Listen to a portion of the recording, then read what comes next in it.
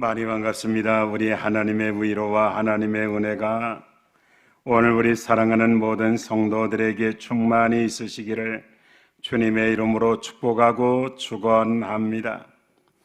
오늘 우리에게 주신 이 하나님 말씀을 통해서 우리 주 예수 그리스도의 은혜라고 하는 말씀 그대로의 제목을 삼아서 오늘 우리 사랑하는 성도들과 함께 짧고 그리고 쉬운 설교를 함께 나누려고 합니다.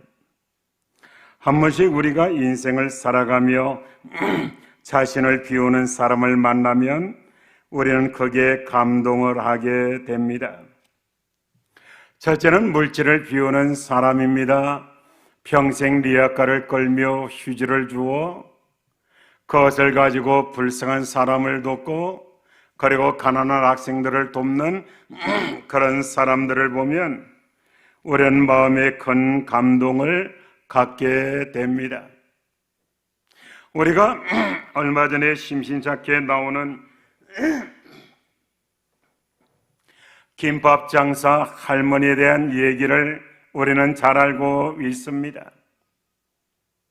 평생에 그 김밥을 말아서 그것을 팔아서 돈을 마련해서 학교, 대학교에 기탁을 하며 불쌍한 학생들을 위해서 써달라고 하는 그런 뉴스를 들을 때 우리는 굉장히 마음에 감동을 받게 됩니다. 그 다음에 명예나 권리를 버리는 사람을 보면 우리는 어떻게 저렇게 할까 부럽고 또 한쪽 마음에 아쉬운 마음도 듣습니다. 제가 알고 있는 사람 가운데 하나는 하버드 대학을 나왔습니다. 정말로 세계 유수한 대학에 교수도 갈 수 있고 큰 연구소에 그 상임 연구원으로도 갈 수 있었습니다. 하지만 이분은 몽골 선교사로 지원을 했고 그것에 조그마한 학교를 세워 그 많은 아이들에게 교육하고 있는 모습을 보게 됩니다. 또 어떤 분은 주의나 권리를 비우는 사람이 있습니다. 어떻게 저렇게 할 수가 있을까? 정말로 저 사람도 사람인가? 이런 생각을 갖게 됩니다.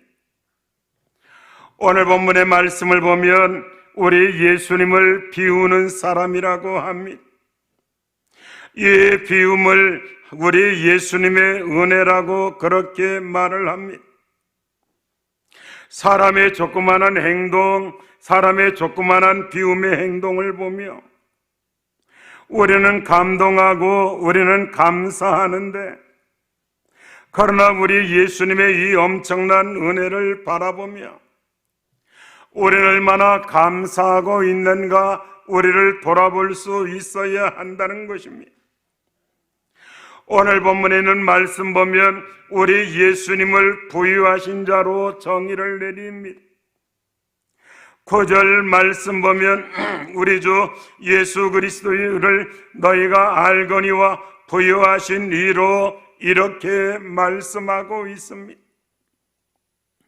우리 예수님은 성삼위 가운데 이위신 성자 예수님, 다시 말하면 하나님이시다라고 하는 것입니다. 빌립보서 2장 5절과 6절에 보면 너희 안에 이 마음을 품으라 곧 그리스도 예수의 마음이니 그는 근본 하나님의 본체시나 이렇게 말씀하고 있습니다. 성경은 우리 예수님을 하나님의 본체라고 그렇게 말씀하고, 요한계시록에 보면 이제도 계시고 전에도 계셨고 영원토록 계실 뿐이라고 그렇게 말씀합니다. 요한복음 1장 3절에 있는 말씀 보면 우리 예수님은 천지창조에 관여하신 분이십니다. 만물이 그로 말미암아 지은 바 되었으니 지은 것이 하나도 그가 없이는 된 것이 없느니라 이렇게 말씀하고 있습니다. 그뿐만 아니라 요한복음 3장 16절은 이 예수님을 믿어야 구원을 받는다고 말씀을 합니다. 우리 예수님의 이름은 존귀한 이름입니다. 세상에서 가장 존귀하고 가장 부유하고 가장 영화로운 분이십니다. 모든 경배와 모든 찬송을 받으실 우리 주님이시다라고 하는 것입니다. 우리 예수님은 전능하신 하나님이십니다. 그리고 전지하신 하나님이십니다. 그리고 모든 곳에 계시는 편지하신 하나님이시다라고 하는 것입니다. 그런데 이 예수님께서 가난하게 되셨다 이렇게 말씀하고 있습니다. 빌립보서 2장 5절과 6절에서 8절에 보면 그는 근본 하나님의 본체시나 하나님과 동등됨을 취할 것으로 여기지 아니하시고 오히려 자기를 비워 종의 형체를 가져 사람들과 같이 되셨고 사람의 모양으로 나타나서 자기를 낮추시고 죽기까지 복종하셨으니 그 십자가의 죽으심이라 이렇게 말씀하고 있습니다. 우리 예수님은 낮아지는 사람을 좋아하십니다. 왜냐하면 우리 예수님이 그렇게 하셨기 때문입니다. 우리 예수님의 낮아지심 첫 단계는 성육신이라고 하는 것입니다. 하늘이라도 감당할 수 없는 그 높고 귀한 그 예수님이 사람이라고 하는 틀 안에 우리 예수님을 가두어 놓으셨습니다. 그리고 동정녀에서 탄생하셨습니다. 마구간의 말구유에서 나셨다라고 하는 것입니다. 그 다음에 우리 예수님이 낮아지신 가난하게 된 것은 우리 예수님의 고난이다라고 하는 것입니다. 우리 예수님은 그 유혹들을 다 뿌리쳤습니다. 그러나 우리 예수님 우리 때문에 고난을 당하셨습니다.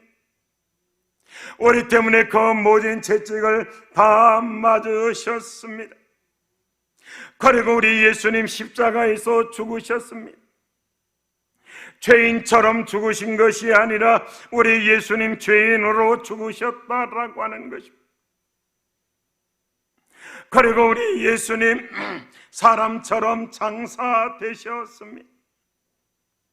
그리고 음부에 내려가시는 그 수치까지 우리 예수님 그 가난해지셨다라고 하는 것입니다.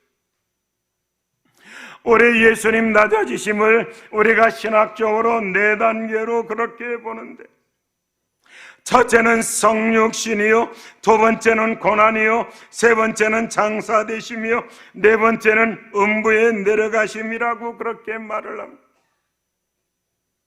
하늘이라도 감당할 수 없는 그 높고 귀한 그분이 뭐 때문에 이렇게 가장 낮은 곳을 향하여 가셔야만 했습니까? 성경은 말하기를 나 때문에 나 위에서 그렇게 하셨다고 말씀하고 있습니다. 우리 예수님은 평균을 깨신 분이십니다. 우리 예수님은 균형을 깨셨다라고 하는 말입니다. 오늘 우리 성도들도 이 평균을 깨야 합니다. 옥합을 깨야 합니다. 마리아처럼 정말로 나의 가장 귀한 것을 주님을 위해서 깰 수 있는 우리가 되어야 한다라고 하는 것입니다. 아브라함처럼 말입니다. 아브라함처럼 자신의 고향, 그리고 자신의 어떤 아비집을 떠나는 것, 그리고 사랑하는 독자 아들 이삭을 하나님 앞에 드리는 것, 어떻게 보면 균형을 깨고 평균을 깨는 그런 행동이라고 볼 수가 있습니다. 이성과 감정과 의지의 평균을 깨야 합니다. 그래야 하나님께서 우리를 향해서 기뻐하시고 하나님의 은사와 하나님의 귀한 것을 마음껏 주실 수 있다는 것입니다. 여러분, 우리 하나님도 균형을 깨신 분이십니다. 우리 균형이라고 하는 것이 무엇이죠? 우리도 아이들을 사랑하고 고난을 피하게 하는 것, 이게 균형이지 않느냐라고 하는 것. 오늘은 어린이 주일입니다. 아이들을 잘 키우는 것은 얼마나 중요한 일인지 모릅니다. 그러나 아이들을 너무 잘 키우려고 하다 보니 이제 아이들이 어른이 되고 아이들이 왕이 되고 아이들이 주인이 됩니다. 성경은 아이들이 잘못하면 꾸지람도 피하지 말라고 합니다. 그리고 아이들에게 필요하면 아이들에게 매도 될 수 있어야 한다고 그렇게 얘기를 합니다. 그러나 오늘날 사회적인 분위기는 자기 자식이라도 매를 대면 큰일이 나는 것처럼 보입니다. 그러니까 아이들이 오히려 큰 소리를 치고 14세 이하는 웬만한 잘못해도 어떤 처벌 받지 않는 헌법의 보호를 받는다고 해서 그 아이들 마음대로 그 범죄하고 잘못을 저지르는 것을 우리는 지켜볼 수가 있습니다. 사랑하는 우리 성도 여러분, 하나님을 보세요. 하나님은 독생자를 사랑하여, 그렇지만 하나님은 우리 예수님을 십자가에 못 박고 있는 것입니다. 성도 여러분, 남만큼에서는 리더하지 못합니다. 다른 말로 깨야 합니다. 박순애 전사님 말이 생각납니다. 남만큼에서는 축복받을 수 없다라고 하는 그 말이 생각이 납니다. 편견을 깨야 합니다. 그래야 하나님의 은혜를 받을 수 있다라고 하는 것입니다. 우리 예수님이 왜 가난하게 되셨습니까? 본문에 있는 말씀 보면 우리 때문에 우리 위해서라고 하는 것입니다. 우리라고 하는 우리 사람은 어떤 상태였습니까? 죄와 사망의 법에서 죽기로 선고가 되어 있었던 사람입니다. 다른 말로 지옥에 들어가는 것으로 선고가 되고 확정이 된 상태라고 하는 것입니다. 성경의 죄와 허물로 죽었던 이렇게 말씀하고 있습니다. 여기에 죽었던이라고 하는 말은 과거 완료형입니다. 이미 죽어버렸다는 그런 말입니다. 상황이 끝났다는 그런 말입니다. 아담의 죄 원리가, 아담은 인류의 대표가 되어 모든 사람 대표해서 죄를 범해서 우리 모든 사람은 죄 아래 출생하게 되었습니다. 여기서 발생하는 것이 번제요 자범죄라고 하는 것입니다. 죄인에게는 사망밖에 없습니다. 죄인은 지옥밖에 없다는 것입니다. 영원한 고통이 우리의 희망이었습니다. 정말로 어떤 희망이나 소망도 없는 우리였습니다. 이것을 신학적인 용어로 전적 무능력이라고 그렇게 말합니다. 그러나 하나님이 우리를 사랑하셨습니다. 그리고 예수님, 그 부유하신 예수님을 가난한 우리를 위해서 내어주셨다라고 하는 말입니다. 그래서 성경은 이제 달리 말씀합니다. 수고하고 무거운 짐진 자들아, 다 내게로 오라, 내가 너희를 쉬게 하리라, 이렇게 말씀합니다. 그가 질림은 우리의 허물 때문이요, 그가 상함은 우리의 죄악 때문이라. 그가 징계를 받음으로 우리가 평화를 누리고, 그가 채찍에 맞음으로 우리가 나음을 입었도다, 이렇게 말씀합니다. 바로 이것이 은혜라고 하는 것입니다. 내 호주머니가 좀 두둑해지는 것만 은혜가 아닙니다. 내가 죄의 사함을 받고 전적 무능력 하에서 아무런 희망이 없는 우리 자신이었지만 하나님께서 그 독생자를 이 세상에 보내주심으로 그의 이름으로 인하여 우리가 구원받고 우리가 천국 소망을 갖게 되었다는 것, 이것이 말할 수 없는 하나님의 은혜라고 하는 것입니다. 우리 사람의 행복 불행을 말하는 것은 죽음으로 모든 것이 끝나지 않기 때문이라는 것입니다. 사람들은 죽으면 다 끝난다, 이 죽으면 다 마무리되는 것이다, 죽으면 다 아웃되는 것이라 해서 어떤 사람은 극단적 선택을 합니다. 즉 자살한다는 그런 말입니다. 하지만 사람은 이 죽음으로 끝나지 않습니다. 절대로 끝나지 않는다라고 하는 것입니다. 성경은 말씀합니다. 한 번 죽는 것은 사람에게 정하신 것이요 그 후에는 심판이 있으리니, 이렇게 말씀합니다. 세상의 모든 짐승이나 또 모든 생물은 다 죽음으로 그 삶이 끝나지만 하나님의 형상대로 창조되고 익힘으로 생명이 된 인간은 죽음으로 끝나지 않는다라고 하는 그런 말입니다. 그렇기 때문에 교회에서는 이 극단적 선택한 사람 장례식 집례하지 않습니다.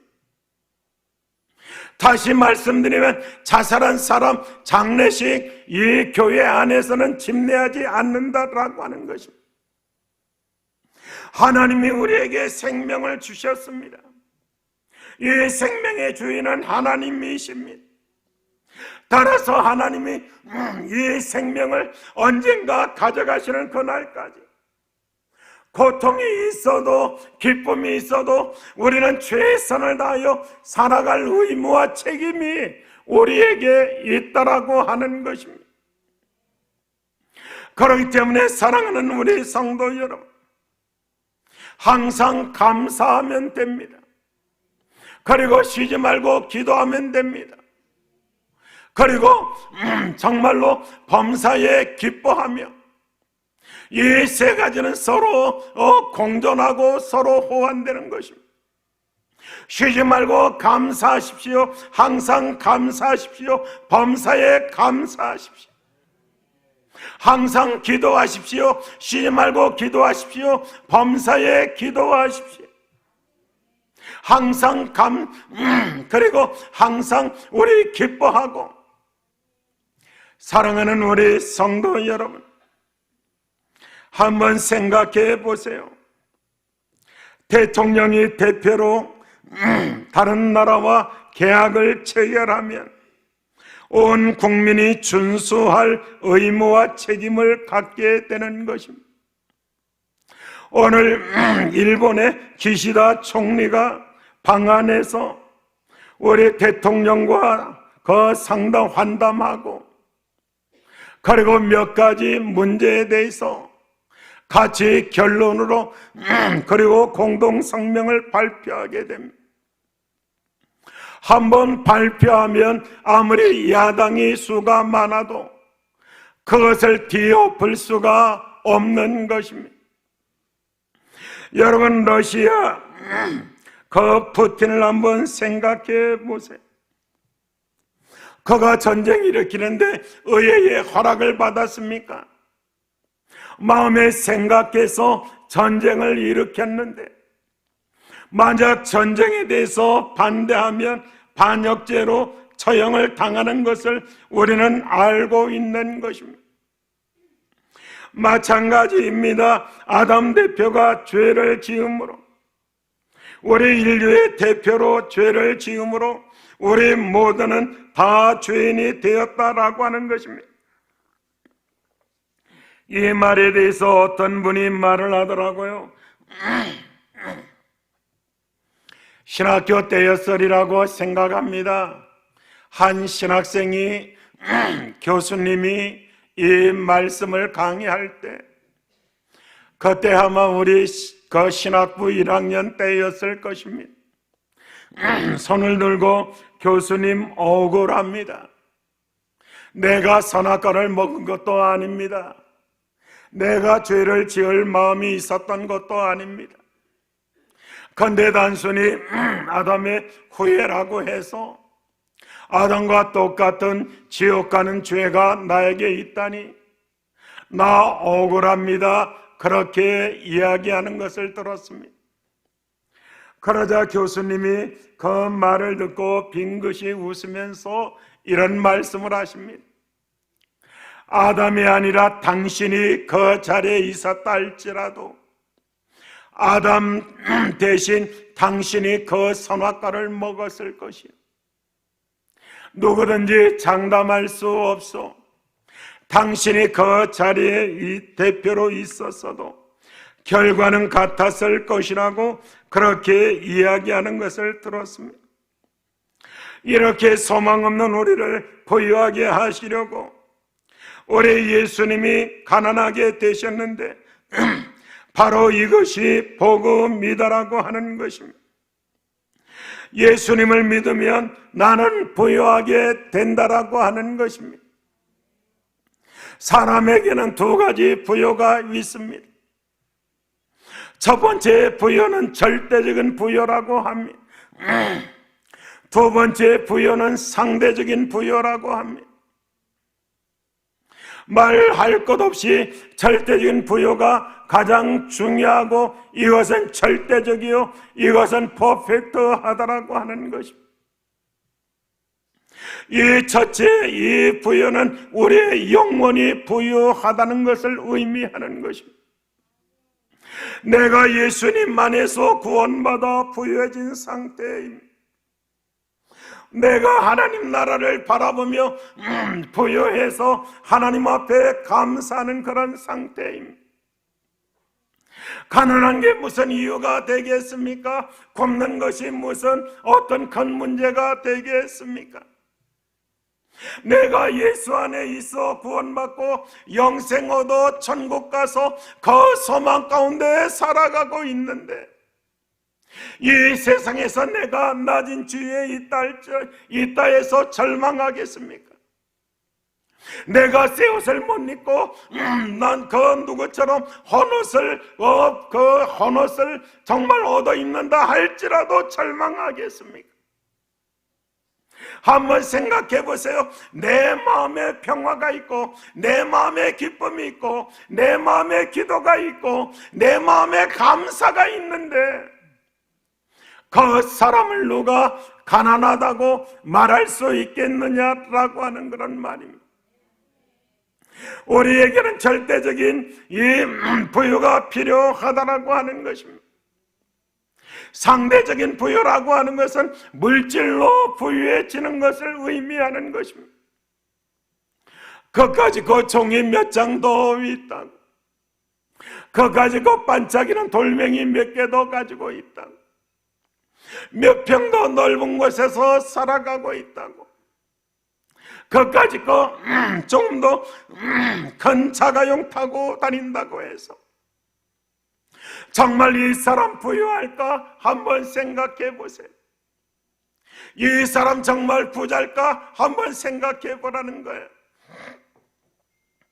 제가 잘 부르는 노래 가운데 언덕 위의 하얀 집이라고 하는, 여러분들도 나이 든 사람은 잘 알고 있는 노래일 거예요. 언덕 위의 하얀 집이라는 노래. 저는 그 언덕 위의 하얀 집을 제가 개사를 했어요. 언덕 위의 하얀 집, 불나면 빨간 집, 다 타면은 까만 집, 새로 지면 파란 집. 이 세상에 우리가 의지할 것이 뭐가 있겠느냐라고 하는 거예요. 사랑하는 성도 여러분, 떨어뜨리면 깨질 거, 불타면은 다 없어질 거, 홍수나면 쓸려갈 거 가지고 뭐 그렇게 자랑하느냐라고 하는 거예요. 사도 바울은 내 자랑은 오직 예수 십자가밖에 없다고 그렇게 고백을 해요. 우리가 자랑할 것이 이 땅의 어떤 물질인가 한번 생각해 보세요. 사랑하는 우리 성도 여러분, 우리 예수님이 우리를 부유하게 하기 위해서 내 영혼이 잘된 같이 범사가 잘되고 강건하기를 내가 간구하노라, 이 말씀을 이루기 위해서 우리 예수님 나 때문에 나 대신 가난하게 되셨고, 나를 부유하게 하셨는데 첫째는 나에게 성령 충만을 주셔서 부유하게 하셨고, 둘째는 죄 사함의 축복을 우리에게 허락해 주셨다라고 하는 거예요. 이 죄 사함의 이 은혜를 우리가 이 세상 어디에서 얻을 수 있겠느냐라고 하는 거예요. 대통령에게 사면권이 있다고 해서 이 죄 사함을, 그 은혜를 입혀주느냐라고 하는 말이에요. 대통령이 사면시키는 것은 이 죄를 없애는 것이 아니라 죄의 결과, 죄의 효과를 감시키겠다는 그런 말을 의미하는 거예요. 죄는 우리 예수님밖에 사할 분이 없다고 성경은 말씀하고 있는 것입니다. 우리가 예수님에게 나와서 그 크리스찬이 예수님의 그 십자가 앞에 정말로 자기의 죄짐을 내려놓았을 때, 철로 역정에서 십자가 앞에 자기의 등의 짐을 내려놓았을 때 그는 자유하는 사람이 되었고 그는 해방인이 되었던 것처럼, 우리가 예수님 앞에 나가 내 죄를 고백할 때 이 죄 사함의 은혜를 얻을 수 있게 된다라고 하는 것입니다. 그뿐입니까? 우리가 얼마나 부유한 사람이에요. 우리에게는 영생이 있고 우리에게는 천국이 있지 않느냐라고 하는 그런 말이에요. 사랑하는 성도 여러분, 우리는 이 세상에서 70년, 80년 살고 끝날 인생이 아닌 거예요. 우리는 이 세상에서 영원히 다른 말로 우리는 하나님 나라에서 영원히 살 소망이 우리에게 있다라고 하는 것입니다. 어디에서 사는 것이 얼마나 중요한지 몰라요. 어떤 사람은 지옥에서 영원히 사는 사람이 있어요. 얼마나 힘들까, 얼마나 고통스러울까 한번 생각해 봐요. 하지만 우리는 하나님의 나라 천국에서 영원히 산다라고 하는 것. 영원이라고 하는 것은 철학적인 개념이에요. 영원에서 영원을 끄집어내도 영원히 남는다는 거예요. 영원에서 100억 년을 끄집어내도 영원히 남아요. 영원에서 1000억 년을 끄집어내도 영원히 남아요. 영원이라고 하는 것은 우리 사람들이 계산할 수 있는 그런 시간적, 그런 공간적, 그런 개념이 아니라고 하는 거예요. 하나님의 나라에서 우리는 영원히 행복할 거예요. 영원히 즐거울 거예요. 영원히 감사할 거예요. 제가 제주도의 식물원에 한번 가봤어요. 가봤더니 거기에 많은 과일들도 있고 여러 가지 갖가지 꽃 그리고 식물들이 있더라고요. 정말로 입이 와하고 절로 탄성이 나오더라고요. 그러면서 하나님 앞에 회개를 했어요. 하나님의 나라는 이것보다 얼마나 더 좋을까? 하나님 나라의 정말 그 아름다운 꽃들, 그 나무들, 그 짐승들, 그 갖가지 모든 그 꽃과 열매들을 생각해 봅니다. 이것들은 비교할 수가 없는 것인데 이것 보고서 내가 와 하고 있구나, 이런 생각을 가져봤어요. 내가 얼마나 작은 사람인가 생각하며 하나님 앞에 회개를 했어요. 하나님의 나라에 가면, 바나나와 하나님의 나라에 가면 모든 과일 다 내가 내 마음대로 다 따먹을 수가 있어요. 다 내 거예요. 하나님이 다 나에게 주신 거예요. 그 엄청난 공간에 있는 수많은 것들. 사랑하는 우리 성도 여러분, 천국은 우리가 상상할 수 있는 나라가 아닙니다. 천국은 우리가 계산할 수 있는 나라가 아니다라고 하는 거예요. 얼마나 넓은지, 그리고 얼마나 아름다운지, 그곳을 내 마음속에 품고 있으면 지금 나에게 조금 없다고, 조금 부족하다고 절망하고 낙심하게 되겠느냐라고 하는 거예요. 그래서 성경에 감사하라, 기뻐하라, 기도하라 이렇게 말씀하고 있다는 그런 말이에요. 우리에게 은사를 주셨습니다. 그리고 하나님의 자녀로 일을 하게 하셨습니다. 그 나라를 위해서 봉사할 수 있는 기회를 허락해 주셨다라고 하는 거예요. 우리는 주님의 일을 하며 얼마나 감사한지 이루 말할 수가 없는 거예요. 성도 여러분, 편견을 깨세요. 불만을 깨세요. 불안을 깨세요. 우리 편견을 깨야 한다라고 하는 거예요. 성도 여러분, 마지막에 편견을 깨라, 네 가지를 말씀드리려고 합니다. 거룩한 습관을 가지세요. 새벽기도 거룩한 습관입니다. 많은 사람들이, 한 목사님이 그 호스테스 병원에서 임종하는 많은 사람들 마지막 그 대화를 나누면서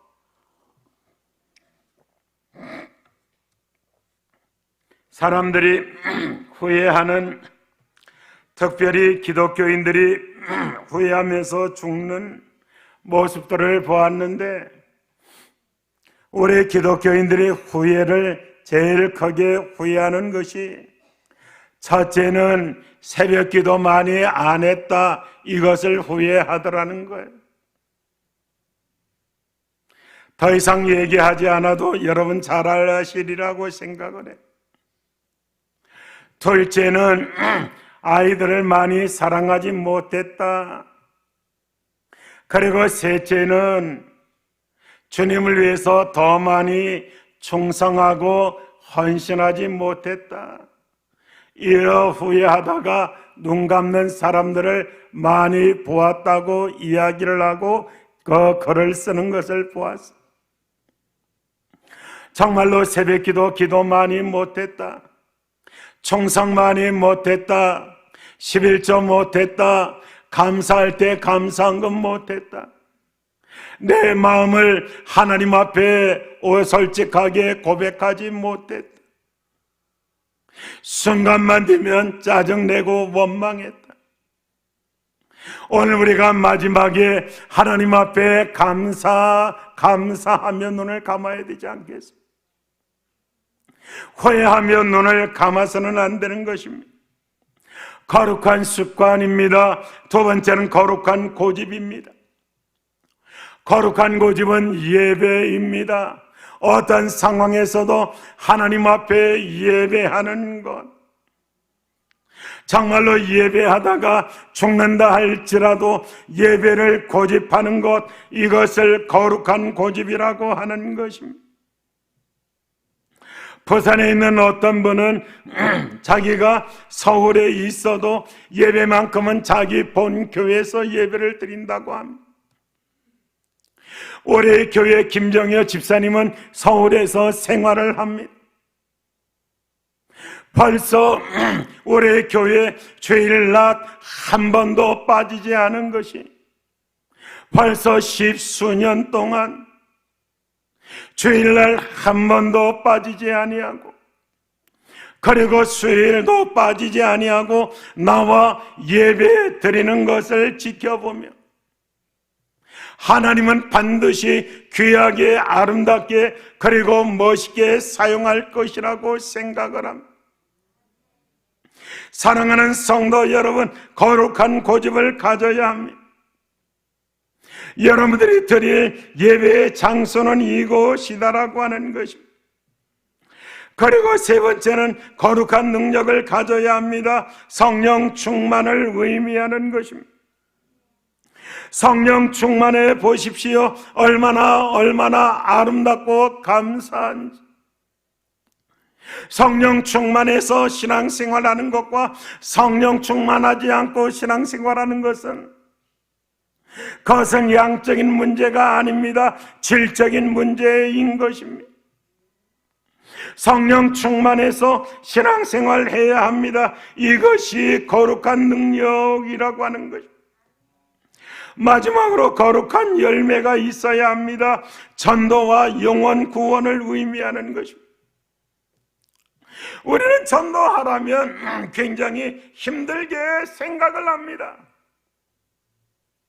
전도하라면 그 사람을 교회로 꼭 데리고 와야 전도라고 그렇게 생각을 합니다. 전도라고 하는 것은 그대로 도를 전하는 것을 전도라고 하는 것입니다.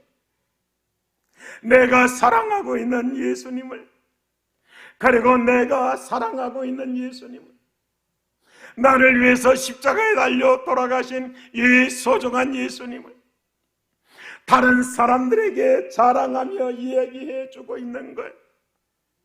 내가 앞으로 장차 들어갈 하나님의 나라 천국에 대해서 내가 목사님처럼 다 알지는 못하지만 그러나 내가 알고 있는 것 죄들을 다해서 나는 죽음을 두려워하지 않고 나는 장차 하나님에 들어갈 약속을 받았다라고 하는 것을 다른 사람들에게 자랑하며 힘든 일이 있어도 노래하며 찬송하며 그 일을 감당할 때 사람들은 얼마나 그 마음속에 갈등할까?